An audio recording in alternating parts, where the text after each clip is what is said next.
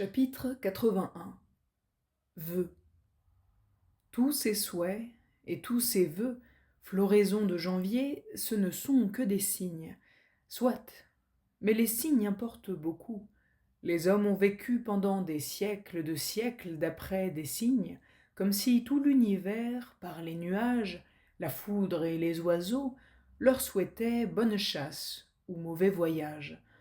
Or, l'univers n'annonce qu'une certaine chose après une autre, et l'erreur était seulement d'interpréter ce monde comme un visage qui aurait approuvé ou blâmé. Nous sommes à peu près guéris de nous demander si l'univers a une opinion, et laquelle. Mais nous ne serons jamais guéris de nous demander si nos semblables ont une opinion, et laquelle. Nous n'en serons jamais guéris parce que cette opinion, dès qu'elle est signifiée, change profondément la nôtre. Chose digne de remarque, on se trouve plus fort contre une opinion appuyée de raison et en paroles explicites que contre une opinion muette. Le premier genre d'opinion, qui est conseil, il faut souvent le mépriser.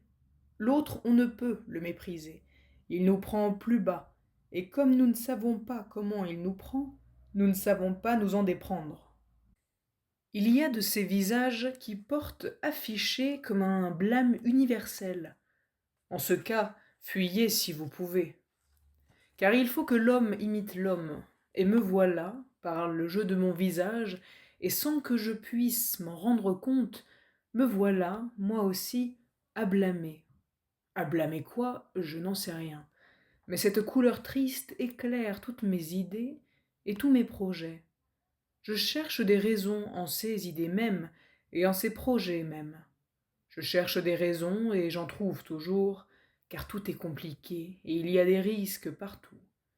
Et comme enfin il faut agir et se risquer, quand ce ne serait que pour traverser une rue, j'agis sans confiance, c'est-à-dire moins vivement, moins librement. Un homme qui a l'idée qu'il va se faire écraser n'est point aidé par là, mais au contraire, paralysé. Dans les affaires plus longues, plus composées, plus incertaines, l'effet de ces pressentiments que l'on reçoit d'un visage ennemi est encore plus sensible. Un certain œil sera toujours sorcier. J'en reviens à cette fête de la politesse, qui est une importante fête. Dans le temps où chacun regarde cet avenir sur carton que le facteur nous apporte, il est très mauvais que ces semaines et ces mois, que nous ne pouvons connaître tels qu'ils seront, soient teints d'humeur chagrine. Bonne règle, donc, qui veut que chacun soit bon prophète ce jour-là, que chacun élève les couleurs de l'amitié. Un pavillon au vent peut réjouir l'homme. Il ne sait pas du tout quelle était l'humeur de l'autre homme, de celui qui a hissé le pavillon. Encore bien mieux, cette joie affichée sur les visages est bonne pour tous. Et encore mieux, de gens que je ne connais guère. Car je ne discute pas alors les signes, je les prends comme ils sont. C'est le mieux. Et il est profondément vrai qu'un signe joyeux dispose à la joie celui qui le lance. D'autant que par l'imitation, ces signes sont renvoyés sans fin. Ne dites point que la joie des enfants est pour les enfants. Même sans réflexion, même sans affection aucune, nous faisons grande attention aux signes des enfants. Chacun ici est nourrice. Chacun commence ici le jeu d'imiter en vue de comprendre par quoi on instruit les enfants. Ce jour de fête vous sera bon, que vous le vouliez ou non. Mais si vous le voulez, si vous retournez de toutes les façons cette grande idée de la politesse, alors la fête sera vraiment faite pour vous. Car disposant vos pensées selon les signes, vous prendrez quelque forte résolution de ne jamais lancer, le long de ces mois à venir, aucun signe empoisonné, ni aucun présage qui puisse diminuer la joie de quelqu'un. Ainsi d'abord, vous serez fort contre tous ces petits mots qui ne sont rien, et dont la déclamation triste fait pourtant quelque chose. Et par ce bonheur en espoir, vous serez heureux tout de suite. C'est ce que je vous souhaite. 20 décembre 1926. Chapitre 82. La politesse. La politesse s'apprend comme la danse. Celui qui ne sait pas danser croit que le difficile est de connaître les règles de la danse et d'y conformer ses mouvements. Mais ce n'est que l'extérieur de la chose. Il faut arriver à danser sans raideur, sans trouble et par conséquent sans peur. De même, c'est peu de chose de connaître les règles de la politesse. Et même si on s'y conforme, on ne se trouve encore qu'au seuil de la politesse. Il faut que les mouvements soient précis, souples, sans raideur ni tremblement, car le moindre tremblement se communique. Et qu'est-ce qu'une politesse qui inquiète? J'ai remarqué souvent un son de voix qui est par lui-même impoli. Un maître de chant dirait que la gorge est serrée et que les épaules ne sont pas assez assouplies. La démarche même des épaules rend impoli un acte poli. Trop de passion, assurance cherchée, force rassemblée. Les maîtres d'armes disent toujours trop de force, et l'escrime est une sorte de politesse qui conduit aisément à toute la politesse. Tout ce qui sent le brutal et l'emporter est impoli. Les signes suffisent, la menace suffit. On pourrait dire que l'impolitesse est toujours une sorte de menace. La grâce féminine se replie alors et cherche protection. Un homme qui tremble par sa force mal disciplinée, que dira-t-il s'il s'anime et s'emporte? C'est pourquoi il ne faut point parler fort. Qui voyait Jaurès dans un salon, voyait un homme peu soucieux de l'opinion et des usages, et souvent mal cravaté. Mais la voix était toute une politesse, par une douceur chantante, où l'oreille ne découvrait aucune force. Chose miraculeuse, car chacun avait souvenir de cette dialectique métallique et de ce rugissement, voix du peuple lion. La force n'est pas contraire à la politesse, elle l'orne, c'est puissance sur puissance. Un homme impoli est encore impoli quand il est seul. Trop de force dans le moindre mouvement. On sent la passion nouée et cette peur de soi qui est timidité. Je me souviens d'avoir entendu un homme timide qui discutait publiquement de grammaire. Son accent était celui de la haine la plus vive. Et comme les passions se gagnent bien plus vite que les maladies, je ne m'étonne jamais de trouver de la fureur dans les opinions les plus innocentes. Ce n'est souvent qu'une sorte de terreur qui s'accroît par le son même de la voix et par de vains efforts contre soi-même.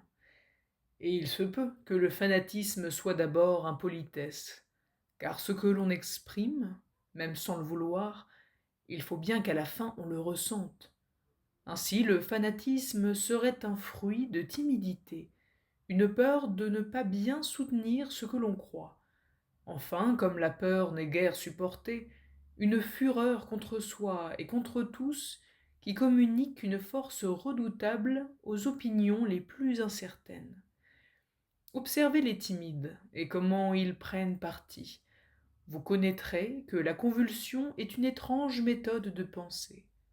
Par ce détour, on comprend comment une tasse de thé tenue à la main civilise un homme.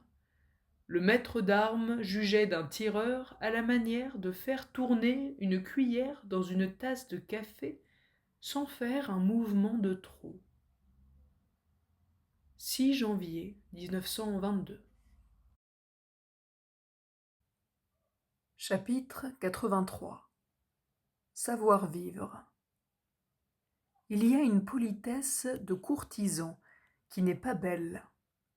Mais aussi, ce n'est point de la politesse. Et il me semble que tout ce qui est voulu est hors de la politesse. Par exemple, un homme réellement poli pourra traiter durement et jusqu'à la violence un homme méprisable ou méchant. Ce n'est point de l'impolitesse. La bienveillance délibérée n'est pas non plus de la politesse. La flatterie calculée n'est pas de la politesse.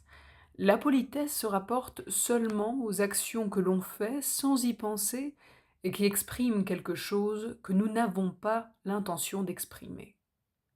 Un homme de premier mouvement, qui dit tout ce qui lui vient, qui s'abandonne aux premiers sentiments, qui marque sans retenue de l'étonnement, du dégoût, du plaisir, avant même de savoir ce qu'il éprouve, est un homme impoli. Il aura toujours à s'excuser parce qu'il aura troublé et inquiété les autres sans intention, contre son intention. Il est pénible de blesser quelqu'un sans l'avoir voulu, par un récit à l'étourdi. L'homme poli est celui qui sent la gêne avant que le mal soit sans remède, et qui change de route élégamment. Mais il y a plus de politesse encore à deviner d'avance ce qu'il faut dire et ce qu'il ne faut pas dire, et dans le doute, à laisser au maître de la maison la direction des propos. Tout cela pour éviter de nuire sans l'avoir voulu. Car s'il juge nécessaire de piquer un dangereux personnage au bon endroit, libre à lui. Son acte relève alors de la morale, à proprement parler, et non plus de la politesse. Impolitesse est toujours maladresse. Il est méchant de faire sentir à quelqu'un l'âge qu'il a. Mais si on le fait sans le vouloir, par geste ou physionomie, ou parole trop peu méditée, on est impoli. Marcher sur le pied de quelqu'un est violence si on le fait volontairement. Si c'est involontairement, c'est impolitesse. Les impolitesses sont des ricochets imprévus. Un homme poli les évite et ne touche qu'où il veut toucher. Il n'en touche que mieux. Poli ne veut pas dire flatteur nécessairement. La politesse est donc une habitude et une aisance. L'impoli, c'est celui qui fait autre chose que ce qu'il veut faire, comme s'il accroche des vaisselles ou des bibelots. C'est celui qui dit autre chose que ce qu'il veut dire, ou qui signifie par le ton brusque, par la voix forte inutilement, par l'hésitation, par le bredouillement, autre chose que ce qu'il veut signifier. La politesse peut donc s'apprendre comme l'escrime. Un fat est un homme qui signifie sans savoir quoi, par extravagance voulue. Un timide est un homme qui voudrait bien ne pas être fat, mais qui ne sait comment faire, parce qu'il aperçoit l'importance des actes et des paroles. Aussi le voyez-vous se resserrer et se contracter afin de s'empêcher d'agir et de parler. Effort prodigieux sur lui-même qui le rend tremblant, suant et rouge, et encore plus maladroit qu'il ne serait au naturel. La grâce, au contraire, est un bonheur d'expression et de mouvement qui n'inquiète et ne blesse personne. Et les qualités de ce genre importent beaucoup pour le bonheur. Un art de vivre ne doit point les négliger. 21 mars 1911.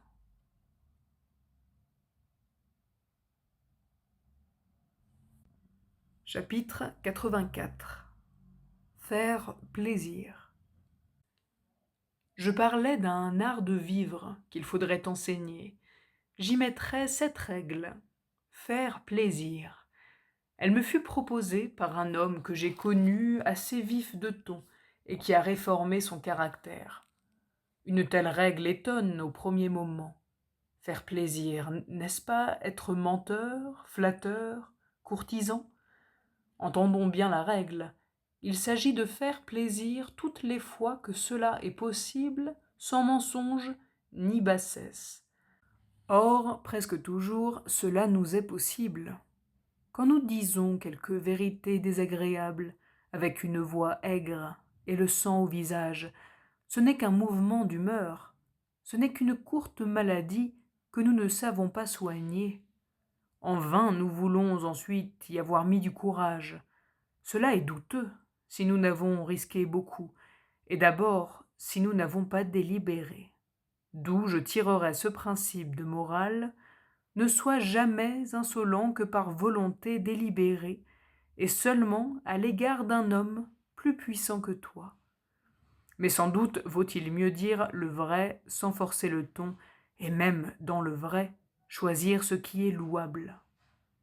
Il y a à louer presque dans tout, car les vrais mobiles, nous les ignorons toujours, et il n'en coûte rien de supposer plutôt modération que lâcheté, plutôt amitié que prudence.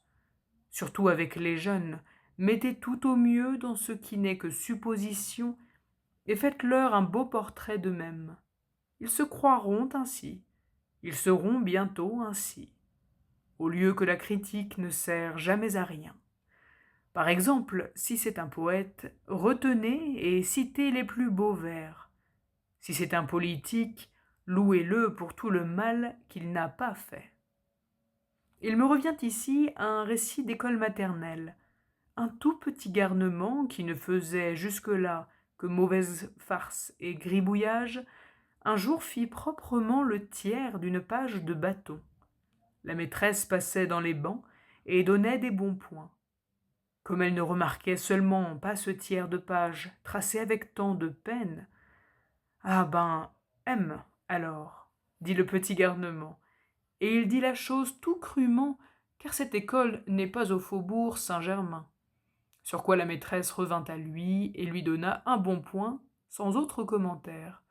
Il s'agissait de bâton, et non de beau langage. Mais ce sont des cas difficiles.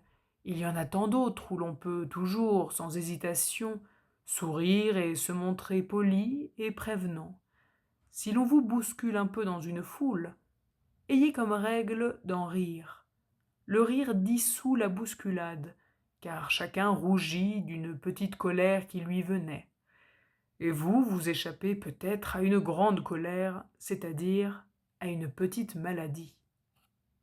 C'est ainsi que je concevrais la politesse. Ce n'est qu'une gymnastique contre les passions.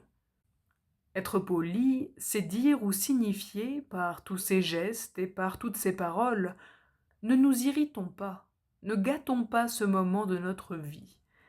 Est-ce donc bonté évangélique?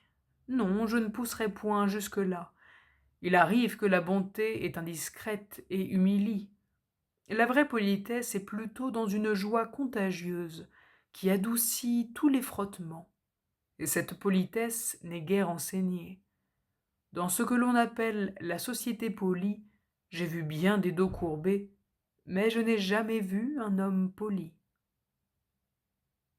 8 mars 1911. Chapitre 85. Platon, médecin. Gymnastique et musique étaient les deux grands moyens de Platon, médecin.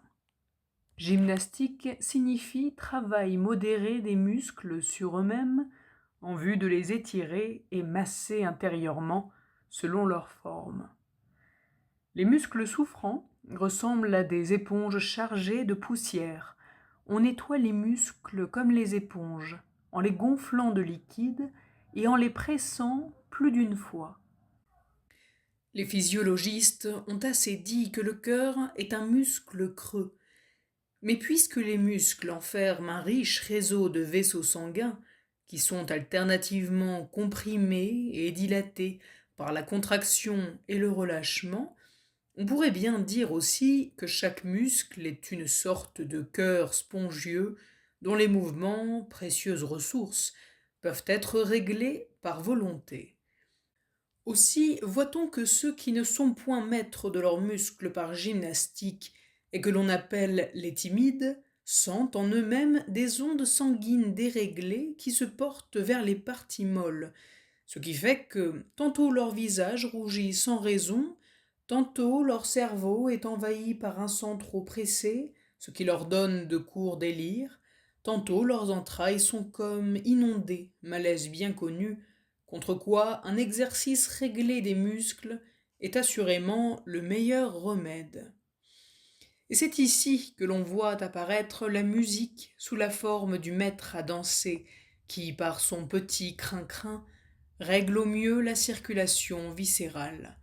Ainsi la danse guérit de la timidité, comme chacun sait, mais soulage le cœur d'autres manières encore, en étirant les muscles modérément et sans secousse. Quelqu'un qui souffrait de la tête me disait ces jours-ci que les mouvements de mastication pendant les repas le soulageaient aussitôt. Je lui dis Il faut donc mâcher de la gomme à la manière des Américains. Mais je ne sais s'il a essayé. La douleur nous jette aussitôt dans des conceptions métaphysiques. Au siège de la douleur, nous imaginons un mal, être fantastique, qui s'est introduit sous notre peau et que nous voudrions chasser par sorcellerie. Il nous paraît invraisemblable qu'un mouvement réglé des muscles efface la douleur, monstre rongeant. Mais il n'y a point, en général, de monstre rongeant, ni rien qui y ressemble. Ce sont de mauvaises métaphores. Essayez de rester longtemps sur un pied. Vous constaterez qu'il ne faut pas un grand changement pour produire une vive douleur, ni un grand changement pour la faire disparaître. Dans tous les cas, ou presque, c'est une certaine danse qu'il s'agit d'inventer. Chacun sait bien que c'est un bonheur d'étirer ses muscles et de bâiller librement. Mais on n'a point l'idée de l'essayer par gymnastique afin de mettre en train ce mouvement libérateur. Et ceux qui n'arrivent pas à dormir devraient mimer l'envie de dormir et le bonheur de se détendre. Mais tout au contraire, ils miment l'impatience, l'anxiété, la colère. Ici sont les racines de l'orgueil, toujours trop uni. C'est pourquoi, empruntant le bonnet d'Hippocrate, j'essaie de décrire la vraie modestie, sœur d'hygiène et fille de gymnastique et de musique. 4 février 1922. Chapitre 86. L'art de se bien porter. L'égalité d'âme ne reçoit pas, en général, de récompense extérieure, mais elle est certainement favorable à la santé. Un homme heureux se laisse oublier. La gloire le viendra chercher 40 ans après sa mort. Mais contre la maladie, plus intime que l'envie et bien plus redoutable, le bonheur est la meilleure arme. Contre quoi l'homme triste trouve à dire que le bonheur est un effet et non une cause. C'est trop simplifié. La force fait qu'on aime la gymnastique, mais la gymnastique volontaire donne force. Bref, il y a certainement une attitude viscérale, s'il est permis d'ainsi dire, qui favorise le combat et l'élimination, et une autre, contraire, qui étrangle et empoisonne celui qui la prend. Sans doute on ne peut pas étirer et masser ses propres viscères comme on étend les doigts, mais comme la joie est le signe évident d'une bonne attitude viscérale, on peut parier que toutes les pensées qui vont à la joie disposent aussi à la santé. Il faudrait donc se réjouir lorsque l'on est malade? Mais cela, dites-vous, est absurde et impossible. Attendez. On a assez dit que l'existence de l'homme de guerre, les projectiles mis à part, était bonne pour la santé. J'ai pu m'en rendre compte, ayant mené pendant 3 ans l'existence du lapin de Garenne, qui fait 3 tours dans la rosée et rentre en son trou au moindre bruit. 3 années sans ressentir autre chose que la fatigue et le besoin de dormir. Or j'avais l'estomac de mon siècle, et je traînais une maladie mortelle depuis mon âge de 20 ans, comme tous ceux qui pensent sans agir. On a bientôt dit que cette prospérité du corps tient à l'air campagnard et à la vie active. Mais j'aperçois d'autres causes. Un caporal d'infanterie, le même, qui me disait « Nous n'avons plus peur, nous n'avons plus que des transes », vint un jour à mon abri avec un visage qui exprimait le bonheur. « Cette fois, dit-il, je suis malade. J'ai la fièvre, le major me l'a dit. Je le revois demain. C'est peut-être la typhoïde. Je ne tiens plus debout, le paysage tourne. Enfin, c'est l'hôpital. Après 2 ans et demi debout, j'ai bien mérité cette chance-là. » Mais je voyais bien que la joie le guérissait. Le lendemain, il n'était plus question de fièvre, mais bien de traverser les agréables ruines de Fliret, et pour gagner une position encore pire. Ce n'est pas une faute d'être malade. La discipline ne peut rien dire contre, ni l'honneur. Quel est le soldat qui n'a point guetté en lui-même, dans les transports de l'espérance, les symptômes d'une maladie même mortelle? On finit par penser, en ces jours atroces, qu'il est bien agréable de mourir de maladie. De telles pensées sont bien fortes contre toute maladie. La joie dispose le corps, en son intérieur, mieux que le plus habile médecin ne saurait faire. Ce n'est plus cette peur d'être malade qui aggrave tout. S'il y eut, comme on dit, des solitaires qui attendaient la mort comme une grâce de Dieu, je ne m'étonne pas qu'ils soient morts centenaires. Cette durée que nous admirons chez les vieillards, quand ils ont fini de s'intéresser à quelque chose, vient sans doute de ce qu'ils ne sentent plus la peur de mourir, chose qu'il est toujours bon de comprendre, comme il est bon de comprendre que la raideur, qui vient de peur, fait tomber le cavalier. Il y a un genre d'insouciance qui est une grande et puissante ruse. 28 septembre 1921. Chapitre 87. Victoire. Dès qu'un homme cherche le bonheur, il est condamné à ne pas le trouver, et il n'y a point de mystère là-dedans. Le bonheur n'est pas comme cet objet en vitrine que vous pouvez choisir, payer, emporter. Si vous l'avez bien regardé, il sera bleu ou rouge chez vous, comme dans la vitrine.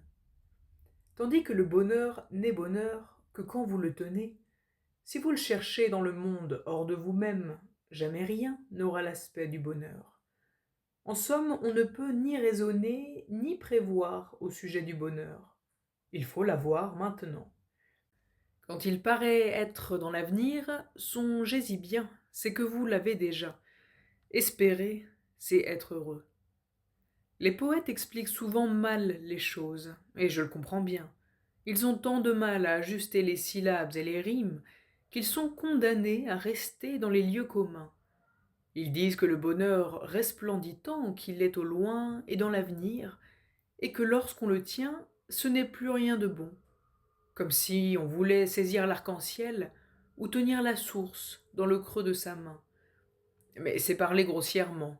Il est impossible de poursuivre le bonheur, sinon en paroles. Et ce qui attriste surtout ceux qui cherchent le bonheur autour d'eux, c'est qu'ils n'arrivent pas du tout à le désirer. Jouer au bridge, cela ne me dit rien, parce que je n'y joue pas. La boxe et l'escrime, de même.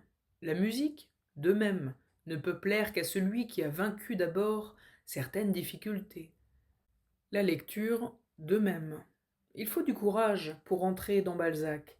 On commence par s'y ennuyer. Le geste du lecteur paresseux est bien plaisant. Il feuillette, il lit quelques lignes, il jette le livre. Le bonheur de lire est tellement imprévisible qu'un lecteur exercé s'en étonne lui-même. La science ne plaît pas en perspective. Il faut y entrer. Et il faut une contrainte au commencement et une difficulté toujours. Un travail réglé et des victoires après des victoires, voilà sans doute la formule du bonheur. Et quand l'action est commune, comme dans le jeu de cartes ou dans la musique ou dans la guerre, c'est alors que le bonheur est vif. Mais il y a des bonheurs solitaires qui portent toujours les mêmes marques, action, travail, victoire. Ainsi le bonheur de l'avare ou du collectionneur, qui du reste se ressemble beaucoup. D'où vient que l'avarice est prise pour un vice, surtout si l'avare en vient à s'attacher aux vieilles pièces d'or, tandis que l'on admire plutôt celui qui met en vitrine des émaux, ou des ivoires, ou des peintures, ou des livres rares. On se moque de l'avare qui ne veut pas changer son or pour d'autres plaisirs, alors qu'il y a des collectionneurs de livres qui n'y lisent jamais, de peur de les salir. Dans le vrai, ces bonheurs-là, comme tous les bonheurs, sont impossibles à goûter de loin. C'est le collectionneur qui aime les timbres-poste, et je n'y comprends rien. De même, c'est le boxeur qui aime la boxe, et le chasseur qui aime la chasse, et le politique qui aime la politique. C'est dans l'action libre qu'on est heureux. C'est par la règle que l'on se donne qu'on est heureux. Par la discipline acceptée en un mot, soit au jeu de football, soit à l'étude des sciences. Et ces obligations, vues de loin, ne plaisent pas, mais au contraire déplaisent. Le bonheur est une récompense qui vient à ceux qui ne l'ont pas cherché. 18 mars 1911. Chapitre 88. Poète. C'est une belle amitié que celle de Goethe et de Schiller, que l'on voit dans leurs lettres. Chacun donne à l'autre le seul secours qu'une nature puisse attendre d'une autre, qui est que l'autre la confirme et lui demande seulement de rester soi. C'est peu de prendre les êtres comme ils sont, et il faut toujours en venir là. Mais les vouloir comme ils sont, voilà l'amour vrai. Ces deux hommes, donc, chacun poussant au dehors sa nature exploratrice, ont vu en commun au moins ceci, que les différences sont belles, et que les valeurs s'ordonnent non d'une rose à un cheval, mais d'une rose à une belle rose, et d'un cheval à un beau cheval. On dit bien qu'il ne faut pas disputer des goûts, et cela est vrai si l'un préfère une rose et l'autre un cheval. Mais sur ce qu'est une belle rose ou un beau cheval, on peut disputer, parce que l'on peut s'accorder. Toutefois, ces exemples sont encore abstraits, quoiqu'ils soient sur le bon chemin, parce que de tels êtres sont encore serfs de l'espèce, ou bien de nous et de nos besoins. Nul ne plaidera pour la musique contre la peinture, mais on dispute utilement sur le tableau original et la copie, retrouvant dans l'un les signes de la nature libre et se développant de son propre fond, et dans l'autre les cicatrices de l'esclave et le développement par l'idée extérieure. Nos deux poètes devaient sentir ces différences au bout de leurs plumes. L'admirable, c'est que, raisonnant entre eux et s'entretenant souvent de perfection et d'idéal, ils n'aient jamais égaré un seul moment leur génie propre. Chacun d'eux donne bien conseil à l'autre, et cela revient à dire « voilà comment j'aurais fait ». Mais en même temps, chacun sait bien dire que ce qu'il conseille à l'autre est comme nul pour l'autre, et l'autre, en réponse, renvoie fortement le conseil au conseilleur, résolu à chercher par ses propres voies. Je suppose que le poète, et tout artiste, est averti par le bonheur de ce qu'il peut et ne peut pas. Car le bonheur, comme dit Aristote, est le signe des puissances. Mais cette règle, à ce que je crois, est bonne pour tous.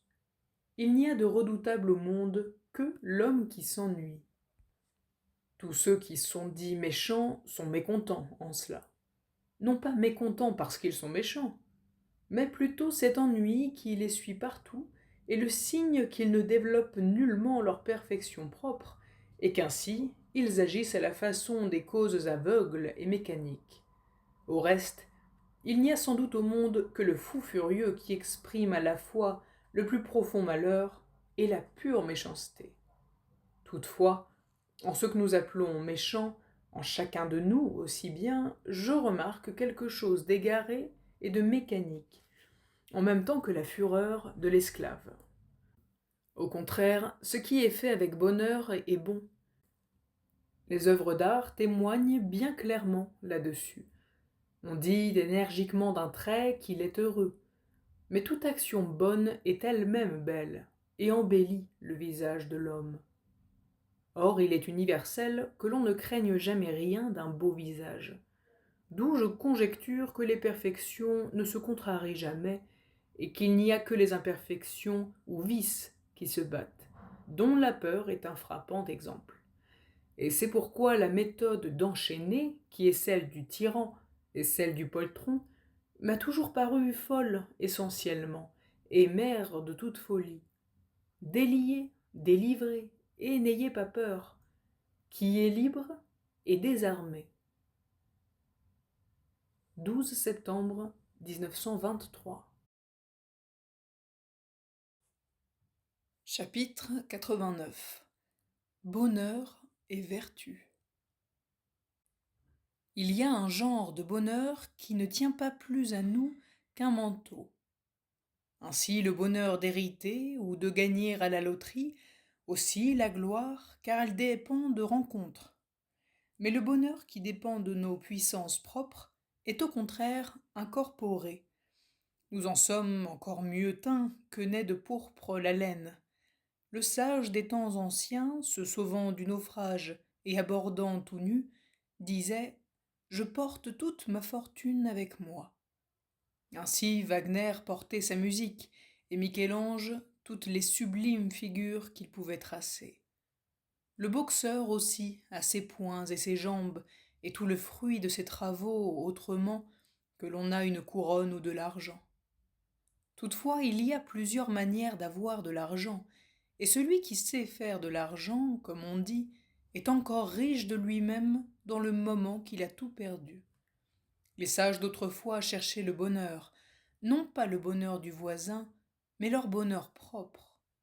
Les sages d'aujourd'hui s'accordent à enseigner que le bonheur propre n'est pas une noble chose à chercher, les uns s'exerçant à dire que la vertu méprise le bonheur, et cela n'est pas difficile à dire, les autres enseignant que le commun bonheur est la vraie source du bonheur propre, ce qui est sans doute l'opinion la plus creuse de toutes, car il n'y a point d'occupation plus vaine que de verser du bonheur dans les gens autour comme dans des outres percées.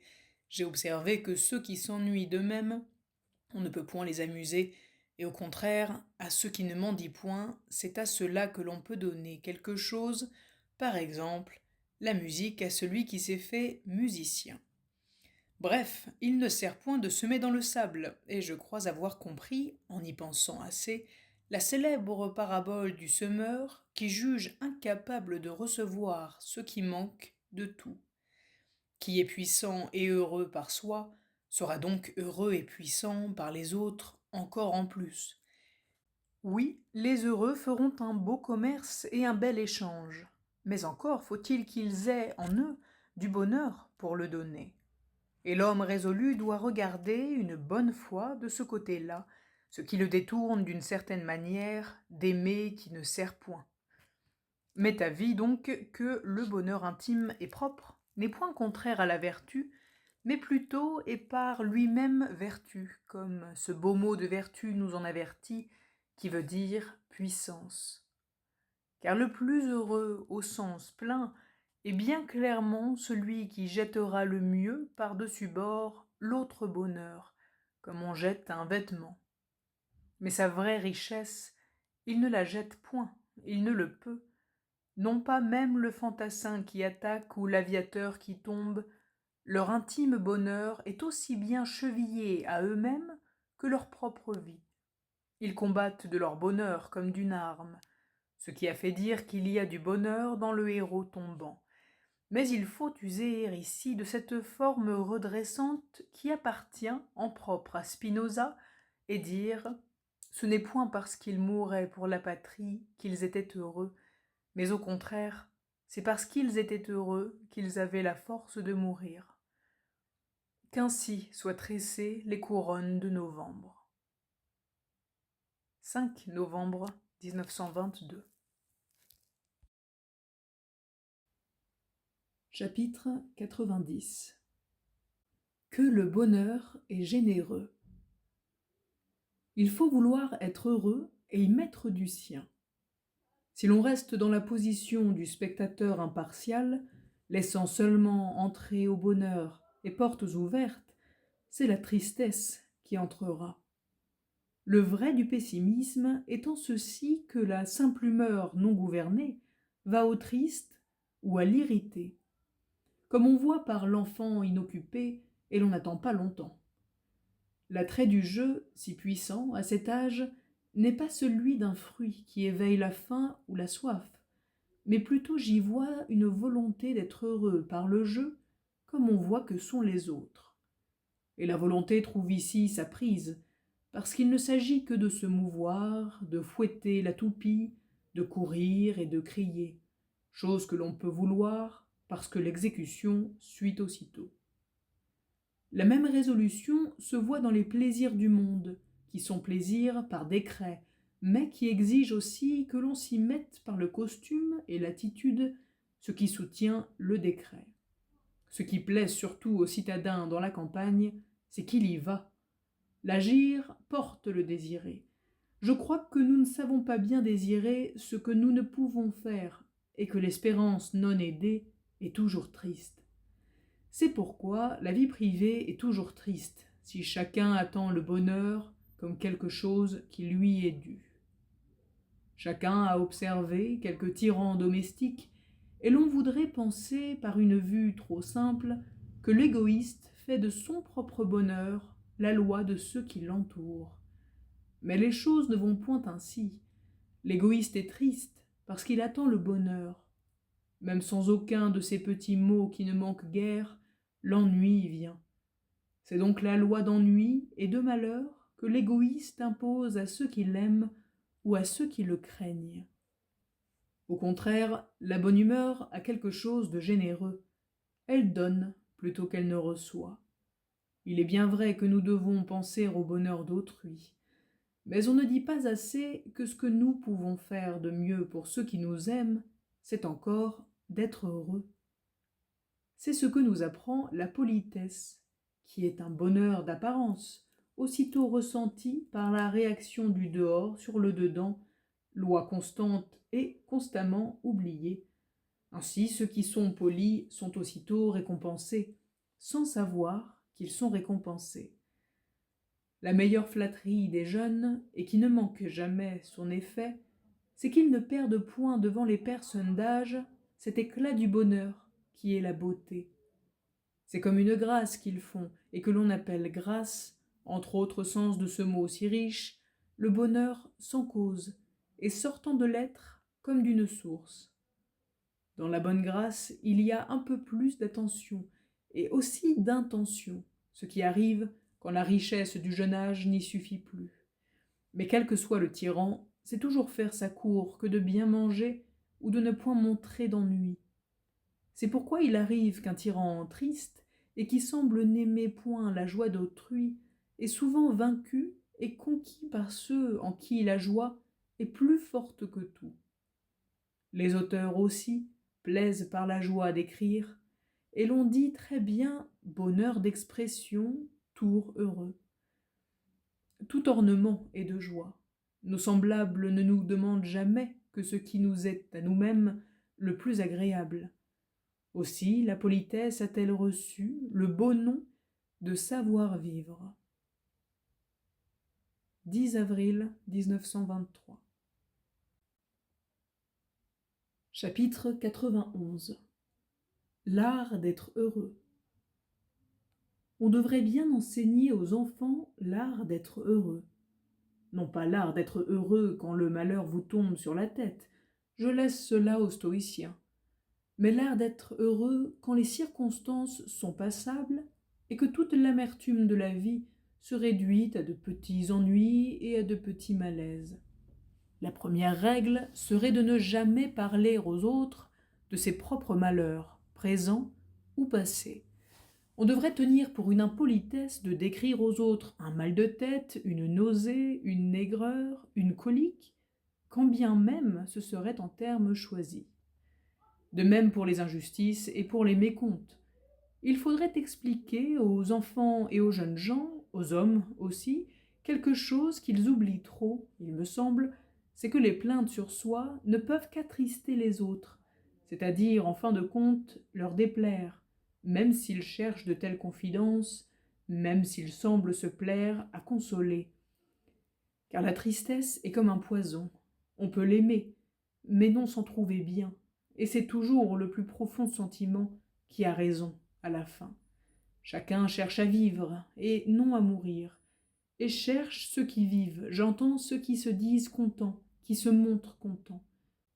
Quelle chose merveilleuse serait la société des hommes si chacun mettait de son bois au feu au lieu de pleurnicher sur des cendres. Remarquez que ces règles furent celles de la société polie, et il est vrai qu'on s'y ennuyait, faute de parler librement. Notre bourgeoisie a su rendre aux propos de société tout le franc-parler qu'il y faut, et c'est très bien.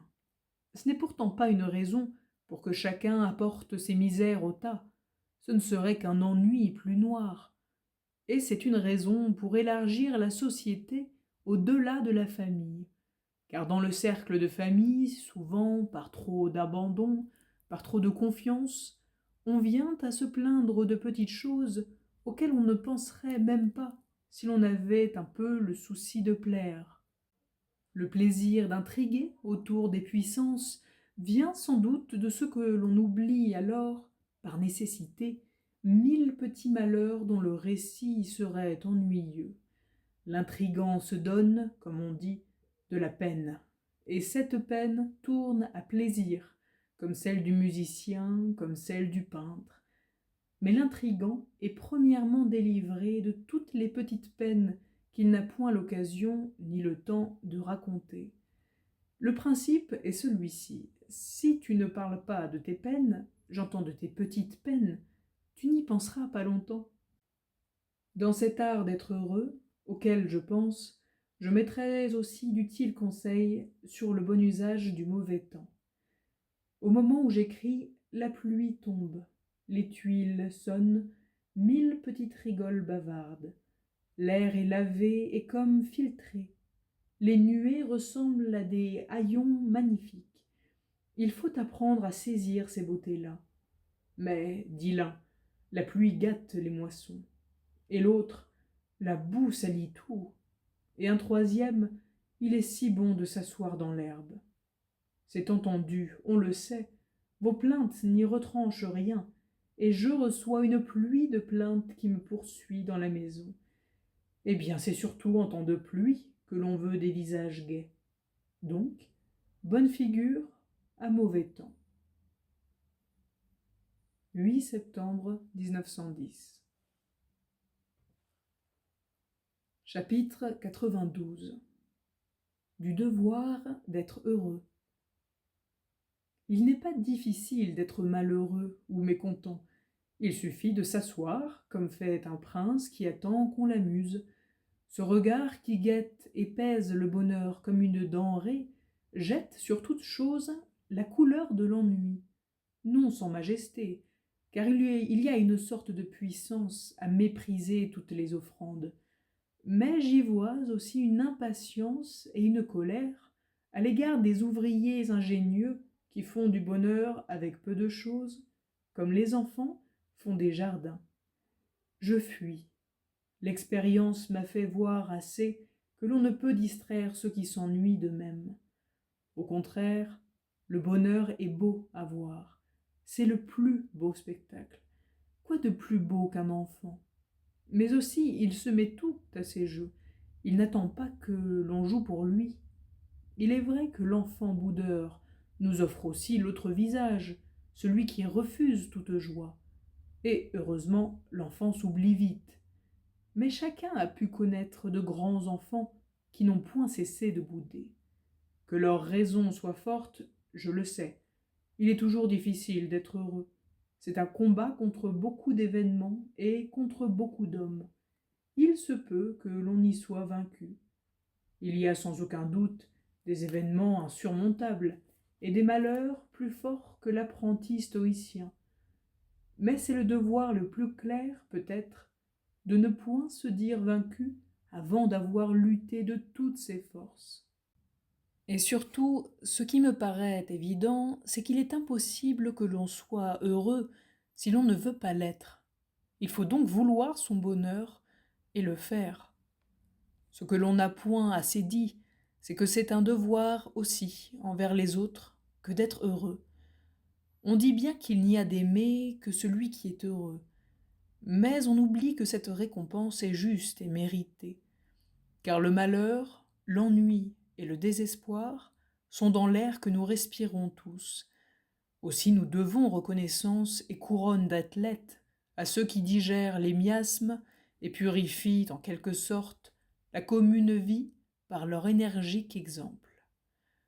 Aussi n'y a-t-il rien de plus profond dans l'amour que le sentiment d'être heureux? Quoi de plus difficile à surmonter que l'ennui, la tristesse ou le malheur de ce que l'on aime? Tout homme et toute femme devraient penser continuellement à ceci, que le bonheur, j'entends celui que l'on conquiert pour soi, est l'offrande la plus belle et la plus généreuse. J'irais même jusqu'à proposer quelques couronnes civiques pour récompenser les hommes qui auraient pris le parti d'être heureux. Car selon mon opinion, tous ces cadavres et toutes ces ruines, et ces folles dépenses, et ces offensives de précaution, sont l'œuvre d'hommes qui n'ont jamais su être heureux et qui ne peuvent supporter ceux qui essaient de l'être.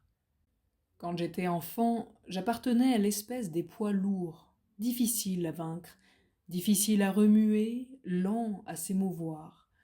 Aussi, il arrivait souvent que quelques poids légers, maigres de tristesse et d'ennui, s'amusaient à me tirer les cheveux, à me pincer, et avec cela se moquant, jusqu'à un coup de poing sans mesure qu'ils recevaient et qui terminait tout.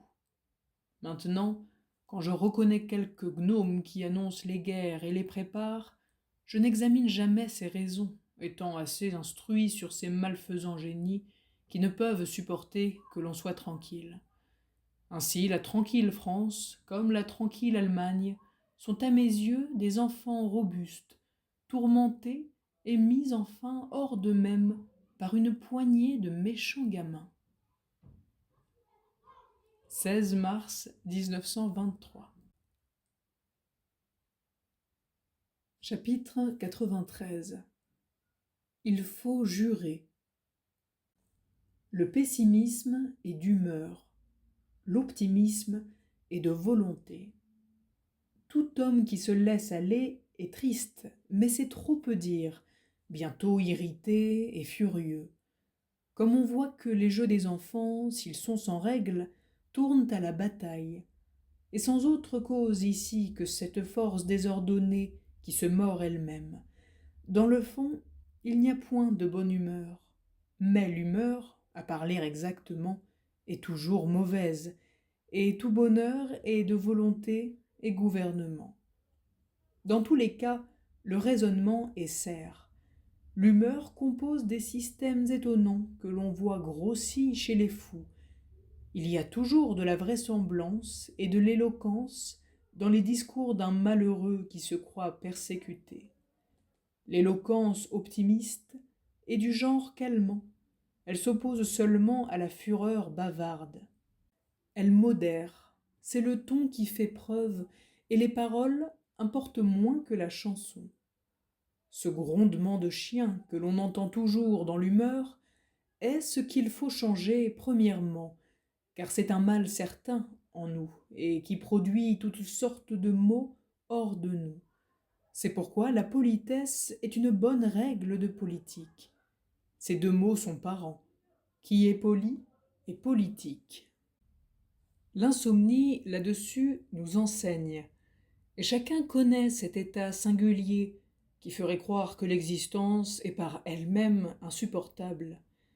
Ici, il faut regarder de près. Le gouvernement de soi fait partie de l'existence.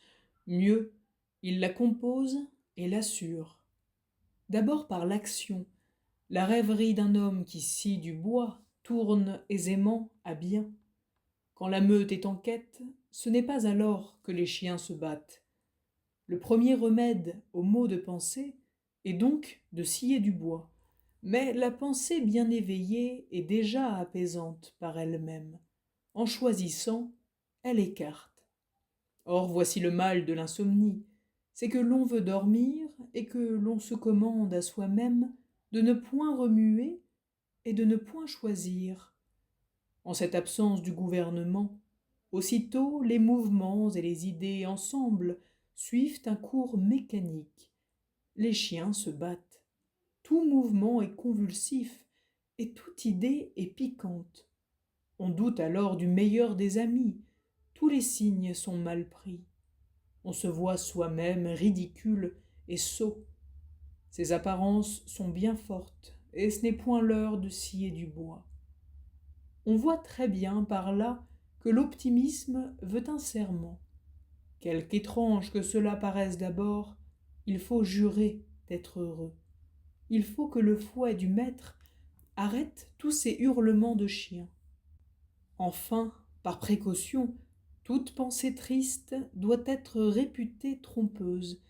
Il le faut, parce que nous faisons du malheur naturellement dès que nous ne faisons rien. L'ennui le prouve, mais ce qui fait voir le mieux que nos idées ne sont pas en elles-mêmes piquantes, et que c'est notre propre agitation qui nous irrite, c'est l'état heureux de somnolence où tout est relâché dans le corps. Cela ne dure pas. Quand le sommeil s'annonce ainsi, il n'est pas loin. L'art de dormir, qui peut ici aider la nature, consiste principalement à ne vouloir point penser à demi, ou bien s'y mettre tout, ou bien ne pas du tout s'y mettre, par l'expérience que les pensées non gouvernées sont toutes fausses. Cet énergique jugement les rabaisse toutes au rang des songes, et prépare ces heureux songes qui n'ont point d'épines. Au rebours, la clé des songes donne importance à tout, c'est la clé du malheur.